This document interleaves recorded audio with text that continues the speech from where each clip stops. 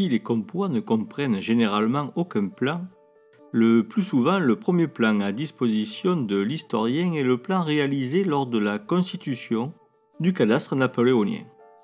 À Moussac, celui-ci a été réalisé assez tôt, dans le XIXe siècle, puisqu'il date de 1811. L'historien y trouve une source considérable d'informations fossilisées dans le tracé des rues, l'emplacement des murs des bâtisses. On appelle cela la structure réticulaire du village ancien.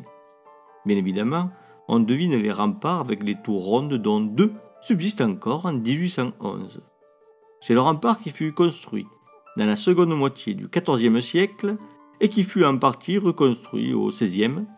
Nous en reparlerons. Remontons plus loin dans le temps.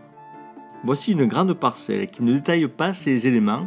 C'est le château féodal dont il reste encore une tour maîtresse, une seconde tour, un corps de logis amputé et quelques autres édicules. À regarder cette zone centrale, l'historien voit là le lieu de l'incastellamento, de l'encellulement médiéval, bref l'endroit où s'est regroupée la population clairsemée des XIe ou XIIe siècles sous l'autorité d'un seigneur.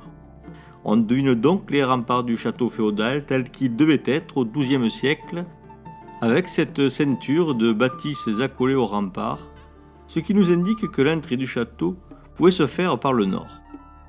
Toutefois, des aménagements conséquents réalisés pendant les guerres de religion ont pu profondément modifier ce secteur. On trouve la mention d'un boulevard, une fortification particulière, dans le compois du XVIIe siècle. Restons donc prudents quant à ce secteur du village. Si nous regardons maintenant le village dans son ensemble, nous allons pouvoir observer une régularité qui est très parlante pour l'historien du village méridional.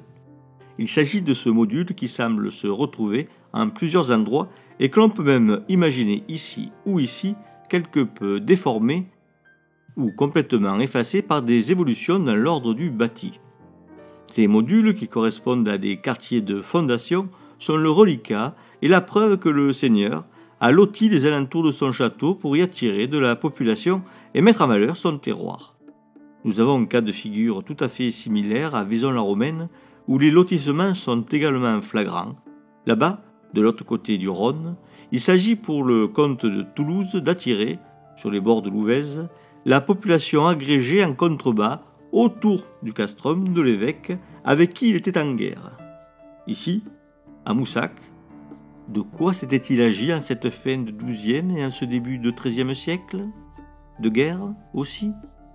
Une réponse argumentée vous est proposée dans le microdoc nommé « Une tour peut en cacher une autre ». Vous plongerez alors au cœur de la grande histoire militaire médiévale du Languedoc, cette autre guerre de 100 ans qui transforma profondément le Languedoc.